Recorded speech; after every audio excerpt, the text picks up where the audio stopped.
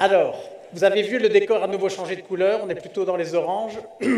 C'est le troisième changement dont on a parlé tout à l'heure, qui est ce basculement qui ne peut pas se faire sans créativité.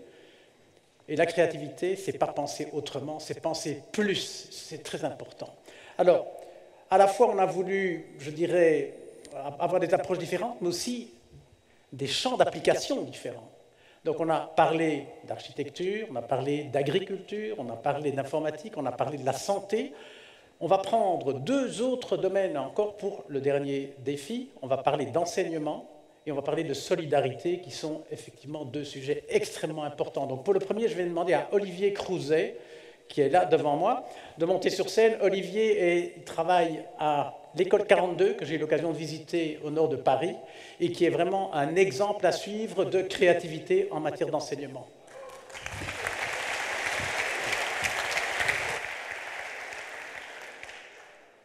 Merci Luc. Je vais tâcher de vous présenter très rapidement ce qu'on fait à 42. Et également, écoutez, j'espère être un exemple de ce fameux retournement de situation dont parlait Luc ce matin au niveau de sa première intervention. Alors 42, qu'est-ce que c'est? Eh bien, c'est une école d'informatique qui est... J'y vais trop vite, voilà. C'est une école d'informatique qui est basée à Paris. C'est une école d'informatique pour des jeunes entre 18 et 30 ans. Et notre objectif est de les amener à intégrer le marché de l'emploi vers toutes ces compétences digitales qui sont demandées aujourd'hui par le marché de l'emploi. C'est une initiative de Xavier Niel. 42 a été créé en 2013, a déjà maintenant 5 années. Et en premier lieu, Xavier Niel a fait ce choix tout simplement parce que la France est en retard en ce qui concerne la e-économie. Généralement, la France est connue comme la 5e ou 6e puissance économique mondiale. Je crois que ça dépend du cours de la livre sterling. Mais par contre, sur ce qui concerne la e-économie, on est malheureusement à la 25e place et on est même en chute libre sur cet aspect-là. La France n'étant pas le seul pays qui est dans cette situation, on a aussi également une bonne partie de l'Europe qui est en train de courir après cette e-économie. La Commission européenne a statué dans un rapport en 2013 déjà maintenant qu'en 2020, on aurait un manque d'1 million de professionnels du numérique. Xavier Niel, dans ses sociétés, vous le connaissez, il est dans les télécoms, il est dans le digital, il fait face à ce manque de professionnels du numérique. Ce manque de professionnels du numérique vient de deux choses. Le premier, c'est que le numérique a complètement changé d'aspect.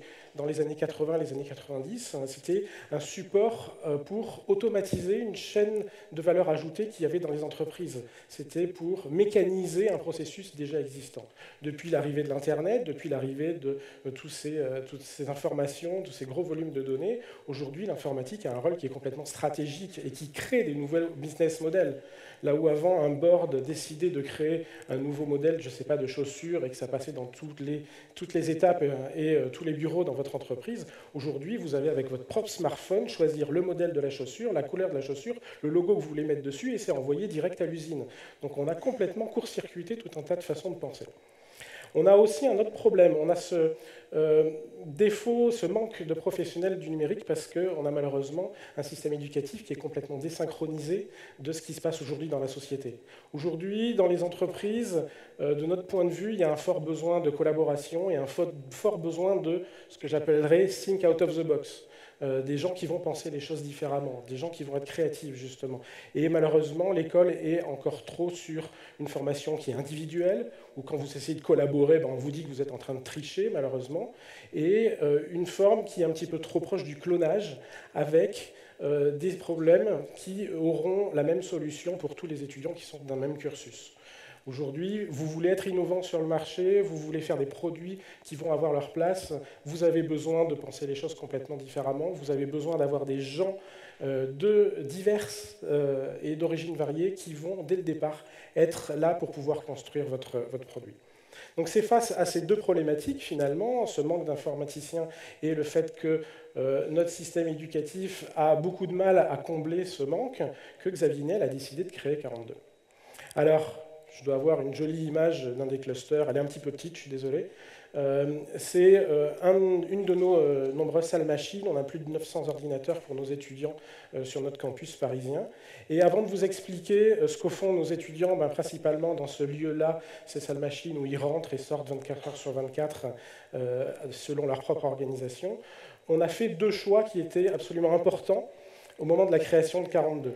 Le premier choix, c'est qu'on a décidé de ne pas avoir de prérequis en termes de diplôme. Moi, aujourd'hui, quelqu'un qui a le bac, ben, en fait, je ne sais pas s'il a du talent ou pas pour le numérique. Le bac ne révèle pas ce talent qu'on recherche pour 42. Également, on a les enquêtes PISA de l'OCDE qui, déjà la deuxième successive, nous dit qu'il y a une très forte corrélation entre le fait de faire partie de situations sociales défavorisées et la difficulté d'accéder dans l'enseignement supérieur. On voulait pour 42 recueillir et attirer les talents du numérique indépendamment de leur background scolaire et indépendamment de leur background social. On a fait pour ça un processus de sélection qui est relativement long, avec toute une série de tests en ligne, mais également derrière avec 4 semaines d'immersion qu'on appelle la piscine, vous en avez peut-être entendu parler, et pendant ces 4 semaines, nos peut-être futurs candidats étudiants vont tester finalement qu'est-ce que c'est que coder, créer des logiciels, puisque c'est notre cœur de métier initial, et également ils vont pouvoir tester notre modèle pédagogique qui est le peer learning. Aujourd'hui, 42, c'est plus de 3000 étudiants, ouvert 24-24-7-7. Et notre fameux modèle peer learning, comment est-ce qu'il fonctionne? On a enlevé les cours, on a enlevé les profs, on n'a pas de MOOC, on n'a pas fourni des vidéos pour que nos étudiants apprennent ce qu'ils doivent apprendre. Non. On les a mis face à des projets. Et ils font que ça toute la journée. Ils ont toute une série de projets. Chaque projet, c'est un challenge. Ils n'ont pas les solutions. Ils ne savent pas comment réaliser le logiciel qu'on leur demande de réaliser. Alors pour faire ça, qu'est-ce qu'ils vont devoir faire? Ils vont devoir collecter de l'information qu'ils vont trouver sur Internet. Ils vont devoir apprendre à filtrer cette information. Ça, avant, c'était ce que le prof faisait. Aujourd'hui, on est dans un monde où on est complètement submergé par l'information. Il y a besoin de développer ces compétences-là. Il y a besoin, pour nos jeunes générations, d'être capables d'arriver à filtrer correctement cette information et de pouvoir s'en servir pour créer des logiciels. Ils ne vont pas y arriver tout seuls, ils vont être obligés de collaborer, de débattre ensemble, de s'échanger leurs points de vue, de créer de l'intelligence collective pour trouver des nouvelles idées que personne n'avait au départ. Lorsqu'un projet est fini, soit il va être en échec, soit il va être en succès. S'il va être en échec, vous allez le recommencer. Si ça va être un succès, vous allez, après la partie de peer évaluation, c'est-à-dire que vous faites évaluer par les pairs, par le reste de la communauté, vous allez accéder au nouveau projet le précédent est réussi. Vous allez aussi gagner des points d'expérience, vous allez avoir des quêtes, vous allez avoir des badges, vous allez avoir tout un langage qu'on trouve classiquement dans un jeu vidéo. Le cursus de 42 est un cursus complètement gamifié. Nos étudiants se trouvent comme dans un jeu vidéo. C'est très intéressant pour eux parce que la plupart, ce sont quand même des geeks, ils sont gamers, c'est un gros levier de motivation pour eux. Et c'est aussi pour nous une façon de légitimer une approche en essai-erreur. Dans un jeu vidéo, on sait qu'on va se tromper 10 fois sur le premier niveau, 20 fois sur le deuxième niveau, ainsi de suite. Et on veut mettre nos étudiants dans cette logique de j'essaie, je teste, je regarde ce que ça donne, ça ne marche pas, je recommence autre chose. Chaque étudiant progresse à son propre rythme sur le cursus, et chaque étudiant va faire son propre choix. Grâce à notre intranet, on est sur un parcours qui est complètement individualisé pour les étudiants. À la base, ce modèle pédagogique n'a pas été créé il y a 5 ans avec la création de 42. C'est en fait une évolution qui est beaucoup plus longue et dont l'origine vient au fait de vouloir avoir une formation qui se colle avec ce qui se passe en entreprise, où généralement, quand on travaille en entreprise, on n'a pas de prof, on doit réaliser des projets concrets pour pouvoir les vendre à ses clients. Et on a énormément de collaboration qui intervient dans les entreprises en règle générale. Très rapidement, les résultats. Aujourd'hui, on a énormément de propositions de jobs, d'emplois. On a des feedbacks des entreprises, c'est notre premier indicateur qualité, qui sont vraiment très très bons. Chaque fois qu'un étudiant part en stage dans une entreprise, on demande un feedback de l'entreprise, bien évidemment. On va avoir des étudiants qui vont même également commencer leur carrière avant même la fin du cursus. Et ça, c'est quelque chose pour nous, finalement, on a fait notre job quelque part. Notre étudiant est capable de lancer sa carrière de façon pérenne dans le monde du travail, même s'il n'a pas fini son cursus, on est OK avec ça. Les entreprises, enfin, nous disent qu'on développe correctement les compétences qu'elles attendent pour les transformations digitales. Alors quand on parle de ces compétences, justement, bien évidemment, nos étudiants auront des compétences techniques, mais ce n'est pas l'objet premier.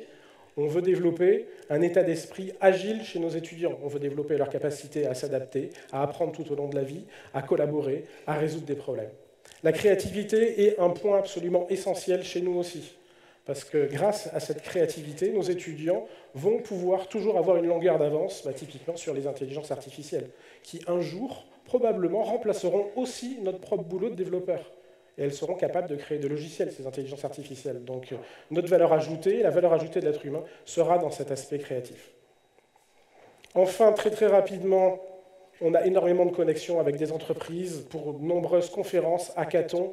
On fait énormément de mix avec tout un tas d'étudiants qui proviennent d'autres écoles.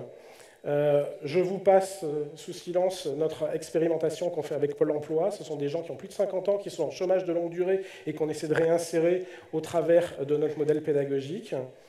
Et finalement, on a bien évidemment tout un programme entrepreneurial pour nos étudiants qui décident de créer leur propre entreprise. Donc voilà, 42, c'est un modèle pédagogique alternatif. Et j'espère vous avoir convaincu qu'on est un exemple dans ce que peut être la transformation digitale en matière d'éducation. Merci beaucoup.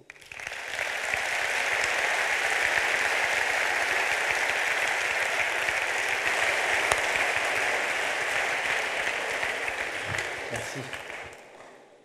Alors,